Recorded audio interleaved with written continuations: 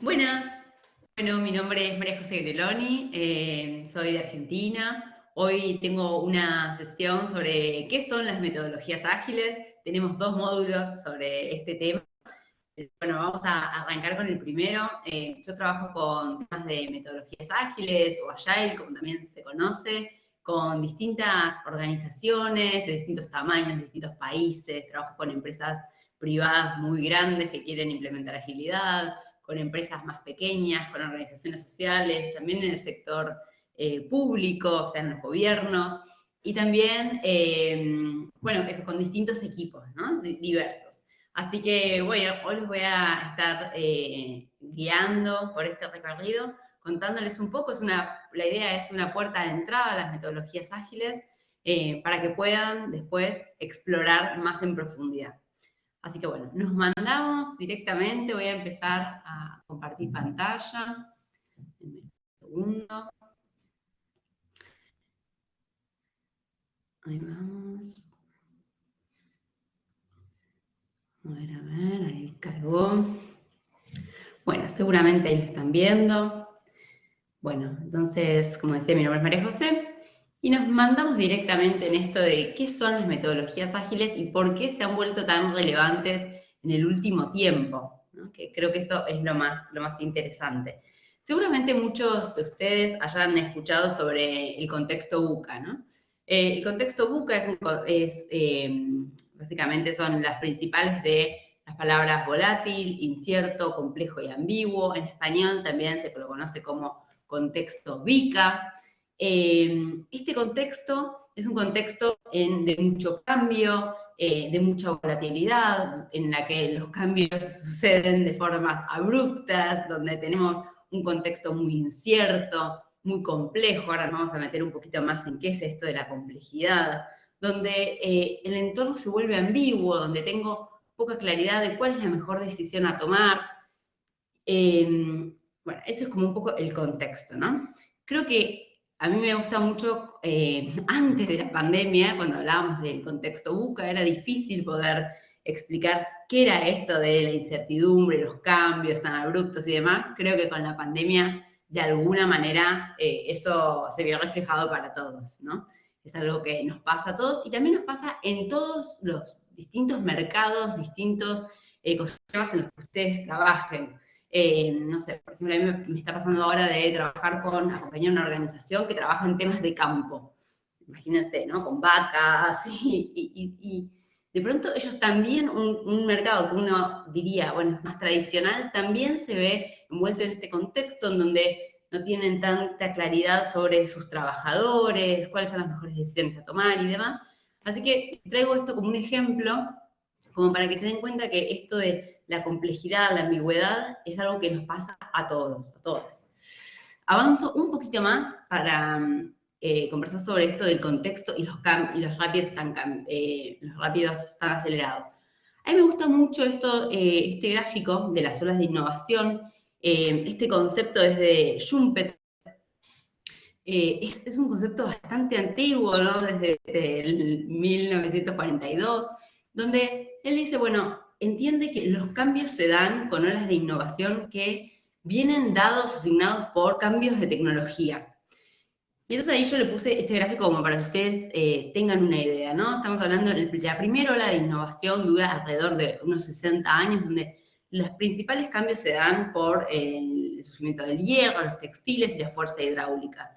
Años después tenemos la segunda ola, donde empieza la fuerza a vapor, los ferrocarriles, el tema de trabajar con el acero. Imagínense ustedes los cambios que trajo el ferrocarril, ¿no? Donde de pronto, bueno, las ciudades estaban concentradas en puntos muy concretos y de pronto la gente se puede empezar a desplazar y también se empiezan a desplazar los cargamentos y las ciudades de alguna manera se empiezan a extender, ¿no? Imagínense el cambio de mentalidad que generó esa disrupción en ese momento.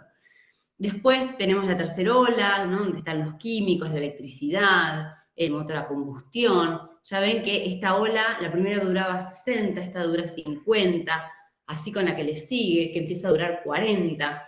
Y después tenemos por ahí la más, si se quiere, más reciente, que empiezan en los 90 con la red digital, software, nuevos medios de comunicación. Creo que a muchas de nosotras esto fue un cambio importante en nuestras vidas, porque bueno, de alguna manera nos representa en cómo nos comunicamos, cómo nos conectamos, cómo de pronto de pasar a tal vez con gente de un entorno más local, nos podemos primero conectar a nivel más nacional y después internacional, y lo que genera, ¿no?, la globalización. Y por último, esta ola, la sexta ola, que es de alguna manera la que estamos inmersos ahora y descubriendo, que está mucho más ligada a la inteligencia artificial, la Internet of Things, los robots, los drones, y sobre todo esto de las tecnologías sustentables. Mucho de este concepto de las olas de innovación viene ligado a la ley de Moore, que ustedes seguramente hayan escuchado, muy ligada a la tecnología, donde dice, básicamente, habla del desarrollo exponencial de la tecnología, ¿no? Y lo que decía es, bueno, aproximadamente cada 2 años se duplica el número de transistores en un procesador, y eso acelera los tiempos. Entonces, bueno, esto se los traigo como un contexto en el que estamos inmersos, y eso nos desafía mucho, sobre todo en cómo nos organizamos, cómo organizamos nuestros procesos de gestión hacia dentro de nuestras organizaciones, empresas, para poder de alguna manera dar respuestas a estos cambios tan acelerados. Acá también se da un cambio muy importante.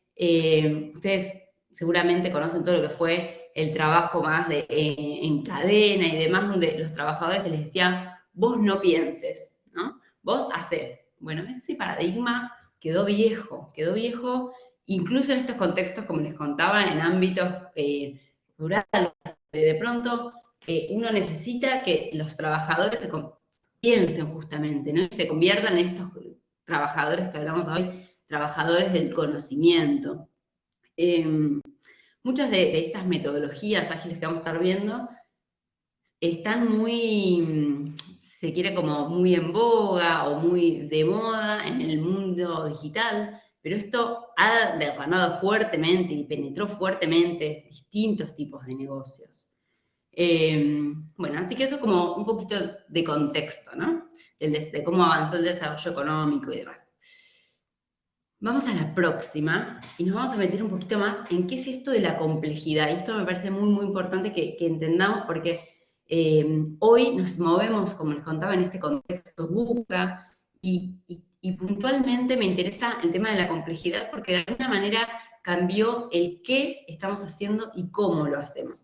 Entonces les traje esta matriz. En esta matriz pueden ver, en el eje Y, pueden ver el qué, ¿no? A ver si les marco ahí. Bien, pueden ver el qué y en el otro eje pueden ver el cómo. Entonces, este eje básicamente dice, cuanto más me alejo, menos conozco qué estoy haciendo, y cuando más me alejo en el eje X, menos conozco cómo lo estoy haciendo. Entonces, cuando me muevo muy cerca del 0, es que conozco muy bien qué estoy haciendo y cómo lo tengo que hacer. Entonces, ahí piensen dentro de su organización, de su empresa, su trabajo, cuáles son esas cosas que ustedes ya conocen, cómo se hacen y qué es lo que tiene que suceder.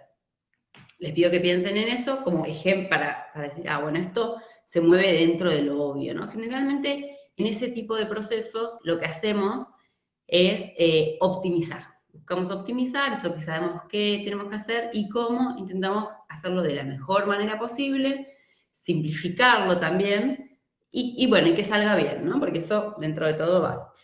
El tema, lo interesante es cuando queremos generar cosas nuevas. Y acá de alguna manera nos conectamos mucho con esta idea de la innovación, ¿no? ¿Cuántas empresas dicen, bueno, nosotros queremos innovar? Bueno, ¿qué significa innovar? Y bueno, queremos hacer cosas nuevas. Ok, ¿qué quieres hacer? Muy bueno, no sé, tengo que descubrir. Okay. Entonces, de alguna manera, en el eje Y nos empezamos a alejar y a conocer menos qué es eso que queremos lograr, ¿no? Entonces, para empezar. Y por otro lado, lo que nos sucede dentro de los equipos es que como no sabemos qué queremos lograr, tampoco sabemos cómo lo vamos a lograr.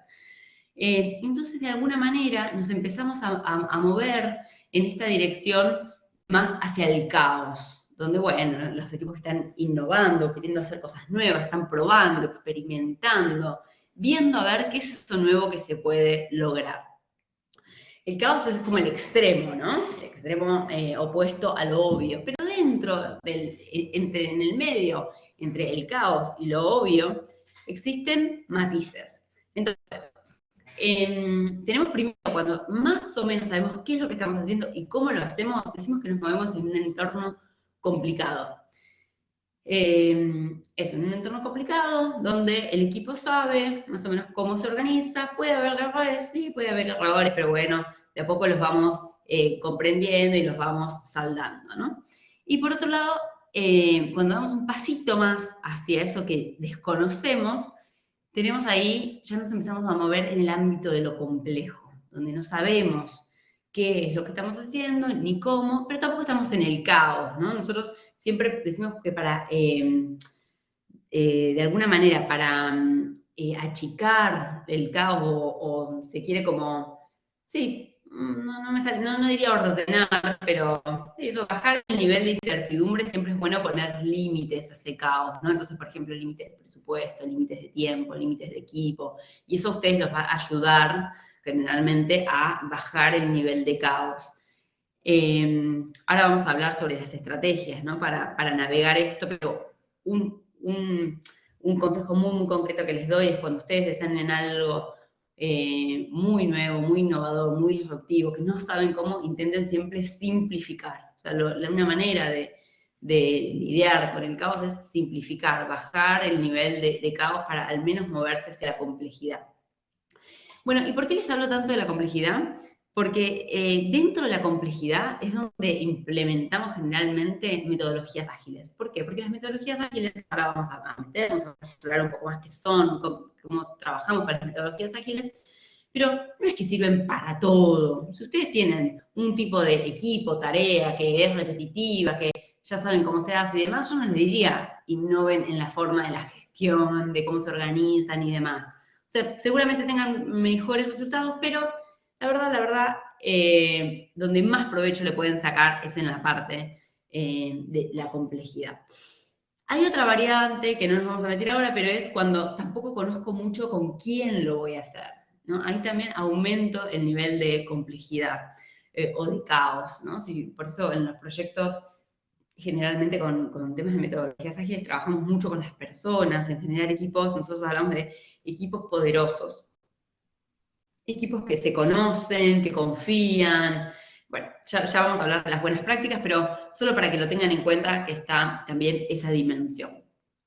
Avanzo un poquito más entre la diferencia entre lo complicado y lo complejo. ¿Por qué? Porque son palabras muy parecidas, pero radicalmente distintas en esta propuesta. Entonces, por un lado, yo les traje un ejemplo para que piensen de qué estamos hablando cuando hablamos de lo complicado, ¿no? Entonces, cuando pensamos en complicado, ustedes pueden pensar en el sistema de trenes, por ejemplo.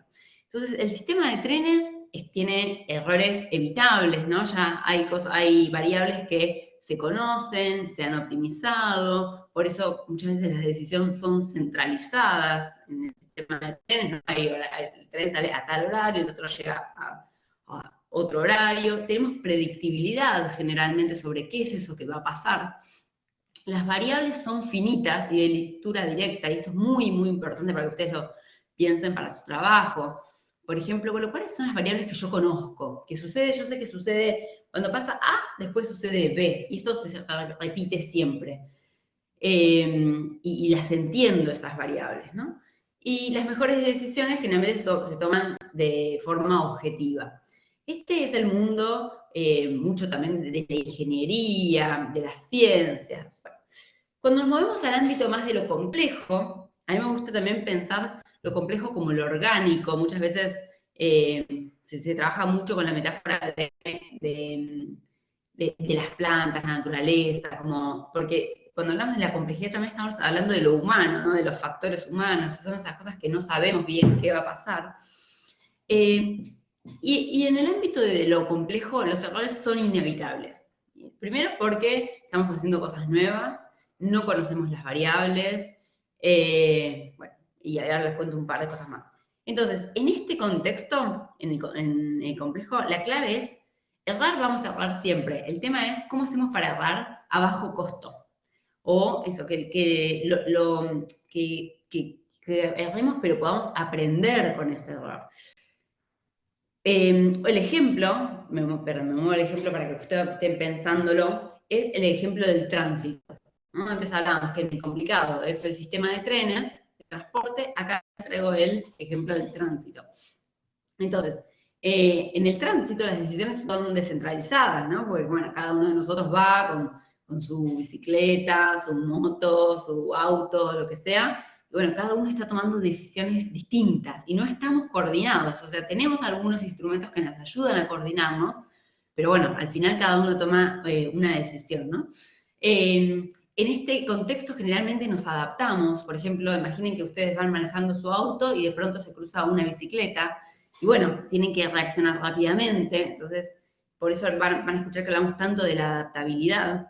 Bueno, las variables conocidas son perdón, acá, muy pocas, perdón. Las variables, eso no las conocemos, y también son infinitas, como dice acá, ¿no? Como, bueno, tenemos la bici, pero también tenemos los peatones y el semáforo, y bueno, inmensidad de cosas. El ser humano generalmente complejiza el sistema, esto es algo que sucede, entonces por eso también es como, bueno, cuando estamos trabajando con personas, estamos trabajando en sistemas complejos. Y trabajamos muchas veces también con la subjetividad de esas personas. Bueno, eso como para que tengan esa distinción. Si quieren saber un poco más sobre la complejidad, es muy interesante. Yo les traje hoy la matriz de Stacey, acá les puse de Ralph Stacey, pueden googlearlo. Pero bueno, hay otros autores también, como Cinefil y demás, que hablan de este tema. Bueno, a mí me parece como muy interesante para entender dónde estamos parados. Vamos un poquito más. Y ahora sí, nos vamos a meter con, a ver si lo ven ahí, sí, perfecto, con las metodologías ágiles, ¿no? Y entonces para meternos directamente, quiero contarles que las metodologías ágiles surgen en el mundo del desarrollo del software, surgen también con el manifiesto de desarrollo ágil, que es bastante moderno, es del 2001, está firmado. Y bueno, y el manifiesto contiene ciertos valores y ciertos principios, que después ha ido mutando. De hecho, este año se pasaron ya 20 años de este manifiesto, y va evolucionando, y sobre todo las metodologías ágiles evolucionan mucho con el hacer. Entonces, yo hoy les voy a estar contando como marcos o ideas que son las ideas principales, pero cuando uno empieza a trabajar con este tipo de marcos de trabajo, lo interesante es cómo uno también lo va adaptando a sus propias necesidades, a sus propios desafíos. Entonces, bueno, les cuento, a mí me gusta mucho el manifiesto porque eso tiene una serie de valores y principios, y bueno, y eso es, ¿no? Y después ha crecido mucho. Entonces les cuento un poquito sobre los valores. Dice, individuos e interacciones sobre procesos y herramientas. Resultados a la vista sobre documentación extensiva. Respuesta ante el cambio sobre seguir un plan. Y dice, esto es, aunque valoramos los elementos de la derecha, valoramos más los de la izquierda. Y esto lo traigo porque generalmente cuando se habla de metodologías ágiles, muchas personas dicen, no, pero esto es un caos, como eso de la autoorganización, los equipos no pueden autoorganizarse. Y para mí es interesante que sepan que, por ejemplo, no es que las metodologías ágiles dicen no a los procesos, sino que dice, es más interesante las conversaciones, por ejemplo, que se tienen entre los individuos, que, no sé, 10 hojas de procesos que nadie lee y quedan archivadas en un cajón. Es más interesante tener los resultados a la vista, por eso hablamos tanto de prototipos, podemos hablar de prototipos, que sobre documentación extensiva, sobre cómo eso debería ser, por ejemplo. Y nos interesa mucho más la respuesta a los cambios que vamos viendo, a eso que vamos identificando, que seguir un plan. Un plan que, y esto, piensen ustedes cuántas veces hacen un plan, ya sea a 1 año o a 5 años, y después esos planes no suceden, ¿no? ¿Por qué? Porque en el día a día, bueno, uno tiene que cambiar y surgen otras cosas y demás. Entonces, valoramos que las organizaciones y las empresas puedan hacer lugar a esos cambios. Entonces, bueno, avanzamos un poquito más a los 12 principios de la agilidad. Como les contaba, esos son lo que valoramos y ahora nos vamos a meter un poquito más en cuáles son estos principios. Bien, entonces, el primero, nuestra prioridad es satisfacer al cliente. Cuando hablamos de cliente, ustedes pueden pensar en destinatarios, si no trabajan con clientes, o beneficiarios. Acá es básicamente la persona para la cual ustedes están creando, ojalá, valor. Entonces, la prioridad siempre es el cliente. Después vamos a hablar más adelante de esto de centrado en el usuario y demás. El segundo principio es aceptar que los requisitos cambien. Acá es cuando estamos trabajando, por ejemplo, en desarrollo de software o de plataformas, yo tenía una idea de que esta plataforma tenía este alcance, podíamos hacer tal y cual cosa, pero por ejemplo mis usuarios al final me dijeron que no valoran tanto eso. Entonces lo cambio porque no está aportando valor. Entonces tenemos que estar abiertos a esos cambios. Eso yo sé que es un desafío muy, muy grande generalmente para los equipos, sobre todo con la mentalidad anterior, ¿no? Donde hacíamos planes y bueno, había que cumplirlos, hacíamos planes desde el escritorio y eso era lo que hacíamos. Bueno, eso cambia con esto. El tercer principio es entregar software funcional frecuentemente. Y esto es muy importante, tiene que ver con no esperar a que esté perfecto, terminado para hacer el delivery o hacer la entrega de, en este caso habla de software, pero también invito a quienes no trabajan con software que lo piensen. Por ejemplo, ustedes tienen, no sé, lo llevo a un extremo, un proyecto social, ¿no? Asegurarse de no salir al final a que sus destinatarios prueben ese proyecto que ustedes crearon, sino ir haciendo pequeñas iteraciones en donde ustedes entregan algo, que alguien lo pruebe, vean si están satisfechos, y si no, bueno, ahora vamos a hablar de los cambios, pero tiene que ver con, ojalá, hacer entregas cada 15 días, un mes, como máximo. Generalmente esto es un desafío porque es como, bueno, pero yo tengo que hacer todo este desarrollo y generalmente lo entrego al final. Y bueno, no, acá es por partes chiquititas, ¿no? Entonces lo que hacemos es, de alguna manera, hacer cortes más chiquitos, que eso lleva todo un entrenamiento, también a hacer ese cambio hacia entregas más parciales.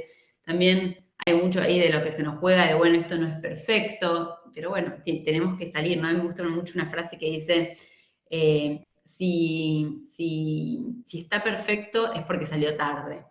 Entonces, como un desafío, ¿no? Que salgamos cuanto antes. Bueno, avanzamos.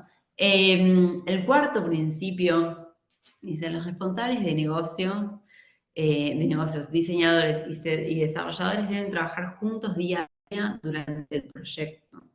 Y esto también es un cambio inmenso. Generalmente estos perfiles, por hablar de estos perfiles, ¿no? El de negocios estaba muy enfocado en los números, en mirar que las cosas avancen, o sea, que los números cierren. El de diseño estaba más en lo estético, en la usabilidad, y el de desarrollador asegurándose que el código corra bien, ¿no? Por decir algo.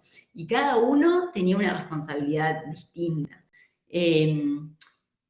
Y eso, de alguna manera, si bien la responsabilidad por ahí son responsabilidades distintas, lo que nos propone el manifiesto, la agilidad, es trabajar en equipo. Ya no tengo objetivos individuales, sino que somos un equipo, trabajamos juntos.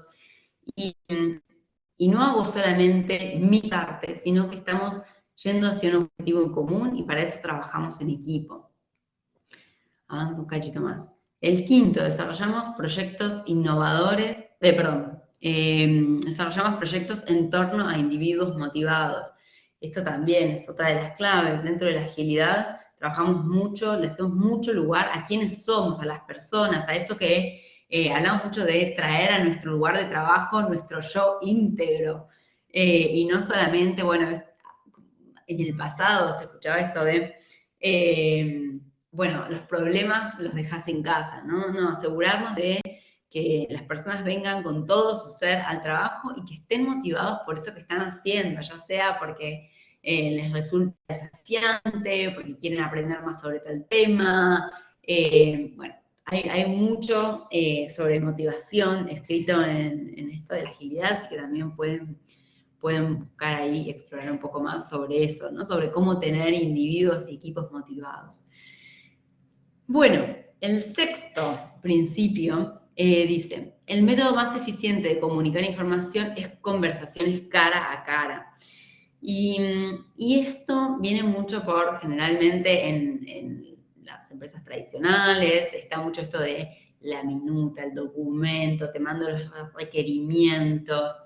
Y lo que dice la agilidad es, no, encontrémonos y conversemos. Cuando nos encontramos cara a cara y conversamos, la calidad de la información que obtenemos de ese intercambio es mucho más rica. Y ahí los equipos generales te dicen, bueno, pero es que esto lleva mucho tiempo, nos pasamos en reuniones y demás, pero bueno, también eso hace que estemos más sincronizados, más coordinados, que sepamos qué le está pasando a la otra persona, por qué me está pidiendo lo que me está pidiendo, tengo la capacidad de repreguntar, en fin.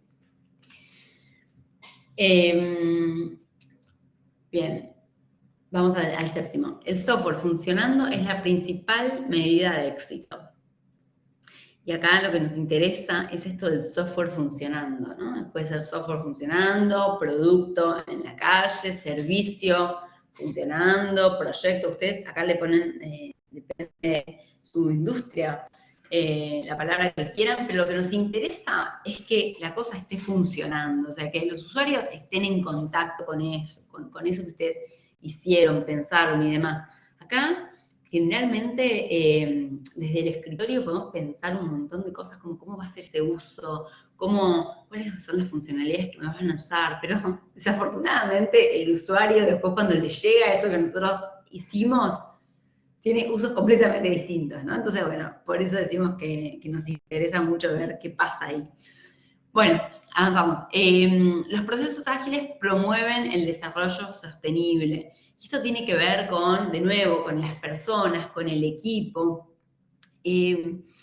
¿Cómo es la dedicación? Generalmente vemos muchos equipos agotados, ¿no? Equipos o personas agotadas, el multitasking, con una dedicación de horas extras y demás. Y eso, de alguna manera, muchas veces deja de ser sostenible, ¿no? Entonces, este principio de alguna manera nos hace pensar en la recarga, en el exceso de trabajo y demás. 9. La atención continua a la excelencia técnica y al buen diseño mejora la agilidad. Nosotros en agilidad ya van a ver, pero hablamos mucho de qué es esto de la mejora continua. Y para eso queremos equipos con maestría, personas que sepan lo que están haciendo, que tengan las habilidades necesarias para esos cambios que necesitan hacer, para que puedan adaptarse y demás. 10. La simplicidad es esencial y esto viene muy conectado con lo que les decía hoy sobre cómo bajar los niveles de complejidad o caos. Cuando ven que algo es muy complicado, simplifíquenlo. El otro día una organización me decía, bueno, no, es que queremos armar el plan a 5 años, pero bueno, la verdad es que no sabemos bien cómo dar el primer paso del próximo mes. Yo le decía, no, es que tenemos que ir de lo más chiquito a veces a lo más grande, ¿no? Porque también hay algo ahí, es como, primero aprender a dar el primer paso antes de correr la maratón, ¿viste? Como muchas veces las empresas dicen, bueno, no, que vamos a hacer todo esto y es como una maratón de 42 kilómetros, pero todavía no saben caminar. Entonces, simplifiquen, achiquen, que eso los va a ayudar también a moverse más rápido, ¿no? Que es una de las cosas importantes en este contexto VUCA que hablábamos antes. Bien, las mejores arquitecturas, requisitos y diseños emergen de equipos autoorganizados. La autoorganización es algo que vamos a estar conversando mucho porque van a ver que surge mucho esto de, ¿qué es esto de la autoorganización? Bueno, la autoorganización es básicamente que un grupo de personas que son un equipo, definen, entienden qué es eso que hay que hacer, cómo lo van a hacer, ¿no? Y no hay una persona externa que viene de arriba y dice, vos tenés que hacer esto, y vos esto, y vos esto, y vos esto. Ahora vamos a ver también un poquito la diferencia entre lo que es este paradigma de la agilidad con el paradigma más de waterfall o de cascada, donde cómo se gestionaban antes los proyectos. Pero bueno, entonces eso, quédense con esta idea de equipos autoorganizados. Y el principio número 2 es, a intervalos regulares, el equipo reflexiona sobre cómo ser más efectivos y de acuerdo a esto ajustan su comportamiento. Hoy vamos a estar hablando de las retrospectivas, pero lo interesante, con la palabra más clave, yo les diría, es reflexión. Los equipos y las personas reflexionan, paran la pelota, paran la producción. ¿Vieron esta idea de, bueno, estamos siempre haciendo, corriendo detrás de eso que hay que hacer, y el delivery, la entrega, y ya estoy tarde, me pidieron, bueno, eso de alguna manera en la escolaridad ponemos un parate, reflexionamos, identificamos cómo lo podríamos hacer mejor. Entonces, hasta acá recién vimos los valores y los 12 principios. Yo lo que les propongo es que cuando estén viendo este video, paren esto y se pregunten, de los principios, por ejemplo, ¿qué cosas ya estamos haciendo hoy en nuestro equipo? ¿No? Los marquen de verdes, digan, bueno, estas cosas ya están sucediendo. ¿Cuáles son cosas que no están sucediendo para nada? Y estamos muy lejos de que sucedan. Márquenlas en rojo para tener esa noción. Y marquen en otro color, el que quieran, azul, amarillo, violeta, lo que sea, aquello que les gustaría, de estos principios que les gustaría implementar en el próximo, ojalá próxima semana, próximo mes, en el corto plazo. O sea, yo creo que todo esto que estamos viendo es valioso si ustedes pueden ponerlo en práctica. Entonces, acá tienen, lo están viendo, los 12 principios. Háganse un mapa para ustedes personal de dónde están hoy y dónde les gustaría estar en una semana, un mes y demás. Bueno, vamos a avanzar un poquito más. Vamos a avanzar con esto que les contaba recién, la diferencia entre el management tradicional o la gestión de proyectos tradicional, donde se trabaja mucho en cascada, con la agilidad. Entonces, les traigo también como ejemplos bien concretos para que lo puedan pensar como en su día a día. Entonces, generalmente en el formato de cascada, la asignación de tareas las hacía este rol de project manager, ¿no? Donde básicamente hacía el típico Gantt, con las fechas, y bueno, quién hace qué cosa, y va asignando tareas. En la agilidad son equipos autoorganizados. Ahora nos vamos a meter en metodologías concretas con las que trabajan estos equipos autoorganizados. Las responsabilidades, ¿qué pasaba? Por un lado, en cascada estaban delineados. Generalmente era, bueno, esta persona tiene esta responsabilidad, vos tenés esto y vos tenés esto. En la agilidad eso cambia. Las responsabilidades son compartidas por el equipo. Entonces, todos somos responsables de eso que estamos queriendo lograr. Parecido a lo que viene, responsable por tareas, separado y compartidos, esto todos para uno. Reporte de estados, generalmente en Waterfall lo hace el Project Manager, en este caso hay transparencia, hay tableros, van a escuchar mucho que se habla de radiadores de información. Los radiadores de información lo que buscan ¿vieron cuando van a estas oficinas que hay post-its por todos lados, papeles de colores pegados con información? Bueno, lo que queremos es que las paredes, los tableros nos digan qué es lo que está pasando, cuál es el estado de esto que estamos construyendo. Así que bueno, la idea es promover la transparencia y que tengamos conocimientos compartidos. Requisitos. Generalmente en Cascada Waterfall están definidos y firmados desde antes, ¿no? Entonces, paso a paso, un año, vamos a hacer esto, esto y esto y esto. Y en la agilidad intentamos que eso sea generado en colaboración, o sea, rompemos esta lógica cliente-proveedor, intentamos generalmente ser equipo, definir en conjunto cuáles son esos requisitos, también a medida que vamos descubriendo eso que necesitamos, ¿no? Por eso los planes son en la agilidad, se dan de forma evolutiva, porque yo no tengo certeza con qué es eso que me voy a encontrar, cómo el usuario va a usar eso que yo desarrollé. Y generalmente en el waterfall se planifica desde antes. Los cambios ya hablamos, generalmente en waterfall no son tan recibidos, como dijimos, generalmente es, bueno, pero habíamos dicho que íbamos a hacer tal y cual cosa. En la agilidad, eso, es posible generar cambios. Bueno, nos vamos a meter ahora con uno de los marcos de trabajo dentro de la agilidad, que es el Scrum. Seguramente ustedes hayan escuchado qué es esto de Scrum. Vamos a avanzar un poquito más, ahí va. Entonces, Scrum es una metodología de trabajo, generalmente también viene del mundo del software, sirve eso principalmente para equipos que están desarrollando, pero hay mucho de esto que hay, puntualmente hay prácticas que se pueden adoptar, no importa cuál sea el contexto en el que ustedes están trabajando. Entonces, seguramente escucharon mucho hablar de sprint. Vieron que en la agilidad tenemos una palabra para todo. Bueno, el sprint, piensen que es como un ciclo de trabajo. Un ciclo de trabajo que en la agilidad promovemos que sean cortos. Entonces, cada 15 días, un mes, 3 semanas, 2 meses, depende que estemos desarrollando, que estemos creando, el sprint durará lo que tenga que durar para nosotros, ¿no? Entonces, bueno, dentro de Scrum tenemos un equipo, primero les voy a presentar el equipo, que generalmente uno dice, uy, ¿qué es esto? Para que sepan de qué estamos hablando. Entonces hay como 3 roles muy claros. El equipo son, por ejemplo, los desarrolladores, diseñadores, personas de negocio, analistas, en fin, todos, ¿no? Incluido el Scrum Master y el Product Owner.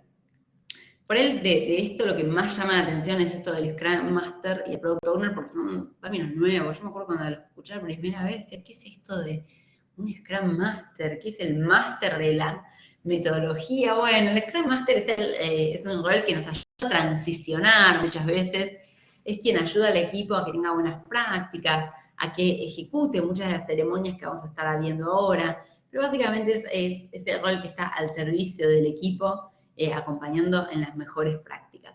El Product Owner es el que se quiere como el dueño del producto, pero es básicamente el que tiene la visión de eso que estamos construyendo, conoce los números, y es sobre todo quien prioriza. Y ahora sí, nos metemos de vuelta en esto del ciclo, ahora ya conocen a los actores. Entonces, en este ciclo, que es el sprint, primero el equipo se junta en lo que es una sprint planning, hablamos. Es básicamente una planificación. Entonces, cada 2 semanas, un mes, depende de la duración del sprint, el equipo se junta y ve qué es lo que hay que hacer, de todo, por dónde empezamos, ¿no?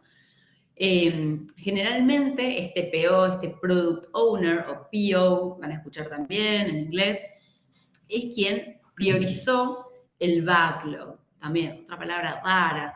El backlog es básicamente toda el listado de pendientes que tenemos, el product backlog hablamos nosotros, ¿no?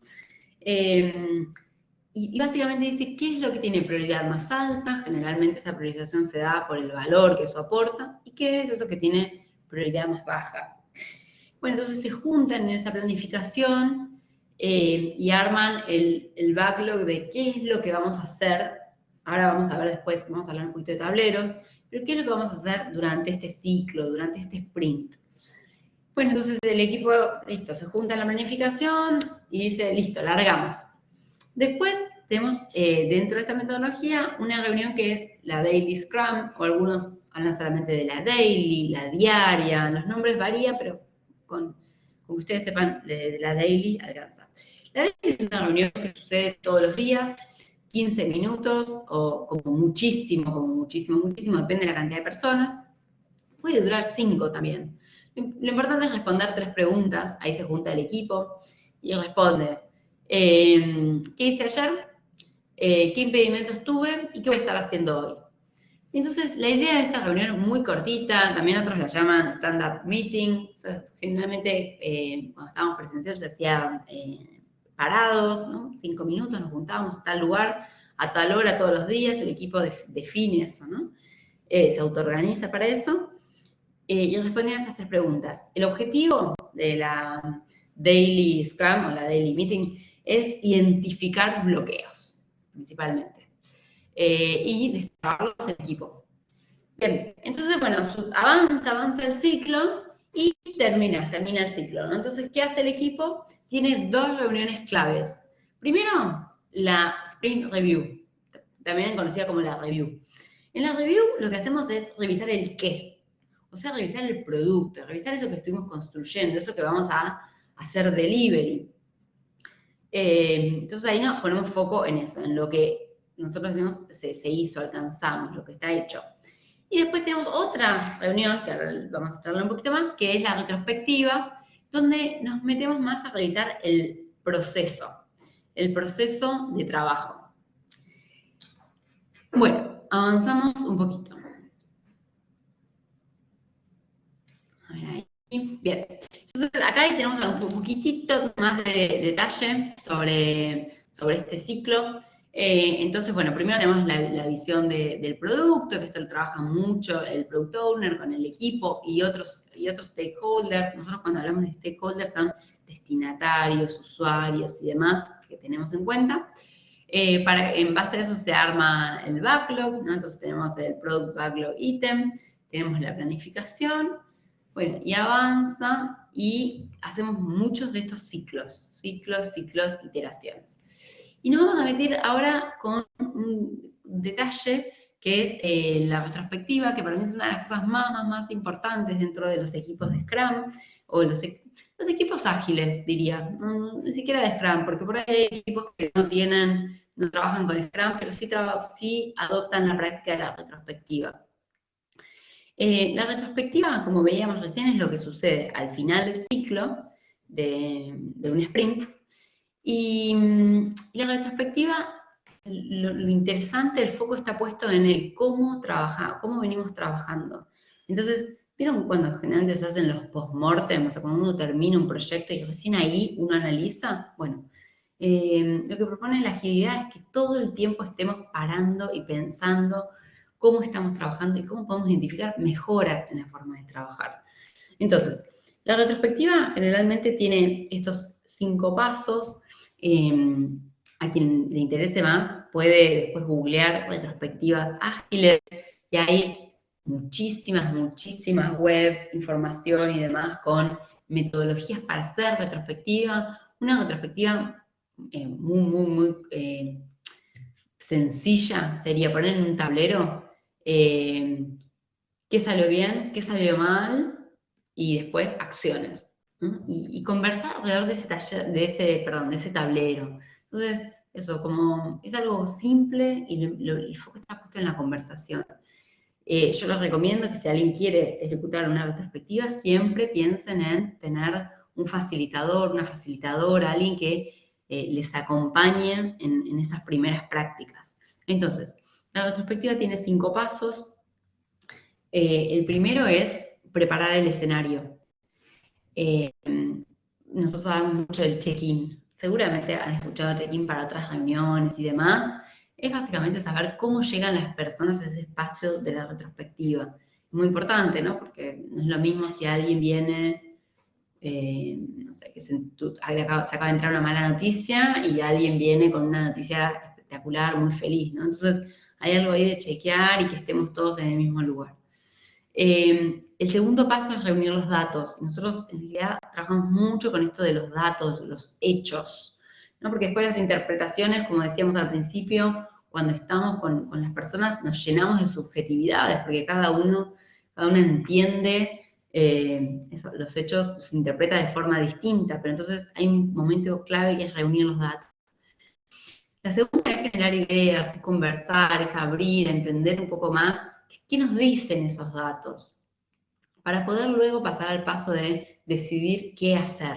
Y esto es muy importante, una de las cosas muy claves de reflexionar es no quedarnos solo en la reflexión, sino concretamente qué vamos a hacer con esa información que ahora tenemos, que ahora generamos. Y por último, un checkout. que es el cierre de la retrospectiva, es chequear cómo nos vamos, qué nos pareció, cuán valioso fue el espacio y demás. Bien, entonces hasta acá lo que hicimos fue, voy a ir desde el inicio, tenemos un contexto, sabemos que es volátil, incierto, nos movemos en un ámbito de complejidad, dentro de ese ámbito, bueno, surge esto de las metodologías ágiles. A mí me gusta también pensar las metodologías ágiles como brújulas, brújulas para, de alguna manera, transitar esta incertidumbre. Hablamos de los valores y los principios de la agilidad, y nos metimos concretamente en Scrum, que es una de los marcos de trabajo. Dentro de Scrum hicimos un poquito de doble clic en esto de la retrospectiva, porque es una de las prácticas más valiosas dentro de Scrum. Así que bueno, ahí tienen como para investigar un poquito más. Y ahora nos vamos a Kanban. Kanban, también seguramente muchas hayan escuchado sobre qué es esto de Kanban. Cuando hablamos de Kanban estamos hablando de este tablero muy, muy sencillo, pero que nos ayuda muchísimo a organizar eso que estamos haciendo, eso que tenemos por hacer y eso que ya terminamos. Entonces, el tablero de Kanban generalmente es un tablero que antes se hacía físico cuando estábamos presencial, ahora se hace, muchos equipos que trabajan remoto siempre lo hicieron remoto, hay muchas herramientas, seguramente conocen como Trello, U-Track, Asana, bueno, que proveen estos tableros, en donde lo que hace el equipo se junta frente al tablero y dice, bueno, a ver, ¿qué es todo lo que hay para hacer? Entonces, a mí me gusta mucho cuando trabajo con equipos que hacen el tablero por primera vez, porque hay cantidad de cosas, y uno visualiza todo el trabajo pendiente, ¿no? Entonces, hay una toma de conciencia de todo eso que tenemos por hacer. Entonces, el equipo en conjunto, cuando está trabajando con Kanban, y bueno, sobre todo con muchas, principalmente con la ayuda del PO, dice qué es eso que tenemos que hacer, qué es lo más prioritario. Bueno, después el equipo y las personas van pasando esas tarjetas a, che, esto es lo que está haciéndose. Intentamos siempre no tener muchas tarjetas abiertas, sino que cuando empiezo algo, no empiezo otra cosa hasta que termino eso que estoy haciendo, que lo paso a hecho. Algunas personas en sus tableros tienen, por ejemplo, bloqueado. Bueno, también sirve. O sea, lo interesante del tablero es que ustedes puedan visualizar su trabajo. Un poquito más. A ver, ahí se ve. Sí. Entonces, cada columna, como vimos recién, representa el progreso del trabajo y el beneficio de visualizar, por un lado, el flujo del trabajo. A nosotros nos interesa mucho, mucho el foco en el flujo del trabajo, que el trabajo avance. Evitar que se nos olviden cosas, ¿no? Como hablamos de tenemos que hacer tal y cual cosa y quedó en el aire, entonces cuando lo tenemos en el tablero todos nos acordamos. Y el tablero también nos da esta posibilidad de inspeccionar y adaptar, ¿no? Entender que, bueno, no, esto es más prioritario que esto otro, lo subo, lo cambio. ¿Cómo son las tarjetas que están dentro del tablero? Bueno, generalmente se habla de quiénes son las personas encargadas, puede ser una, dos, tres, quienes estén llevando esa tarea, quiénes están trabajando en eso, qué es eso que se está haciendo, para que todos estemos en la misma página, y el tiempo estimado para la realización, o sea, cuándo más o menos o lo voy a terminar o cuánto tiempo me va a llevar. Bueno, eso. Avanzamos un poquito más. Bien, ahí estamos. Entonces, esto que les presento acá es el corazón de la agilidad. Porque también acá para mí lo que me interesa es que piensen, bueno, de todo esto que vimos hasta acá, ¿con qué cosas yo puedo arrancar hoy? El corazón de la agilidad básicamente pone foco en estas 4 acciones. Ven que son acciones las palabras, ¿no? Colabora, entrega, reflexiona y mejora. En lo que estuvimos charlando hasta acá, estos temas salieron, pero bueno, me interesaba hacerle un doble clic para que ustedes puedan pensar cuánto estamos colaborando hoy en mi organización. Y siendo la colaboración como una de las acciones más importantes dentro de la agilidad, el trabajo en conjunto, eso, ayudarnos en lo que estamos haciendo. La entrega frecuente, estuvimos hablando un poco de qué es esto de la entrega frecuente.